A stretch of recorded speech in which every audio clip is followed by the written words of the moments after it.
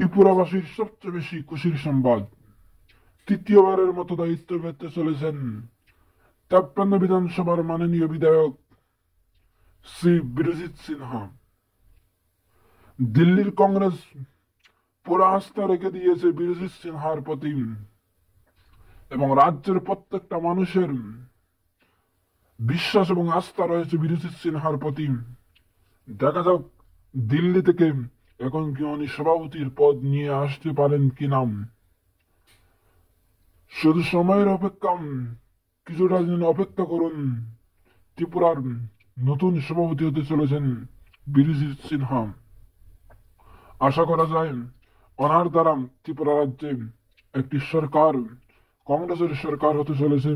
সেরা ত্রিপুরা মাতা এবং কংগ্রেসের একত্রিত হয়ে লড়াই করিয়ে সেটা ত্রিপুরা রাজ্যের মানুষকে উপহার দিবেন 53 সিটের মাননীয় বিধায়ক, প্রাক্তন মন্ত্রী শ্রদ্ধেয় বীরজিৎ সিনহা মহোদয়। বীরজিৎ সিনহার অনুরাগীরা তৈরি হন। বীরজিৎ সিনহা আসছেন, ময়দানে আবার লড়তে হবে, প্রস্তুতি নাও এখন থেকে।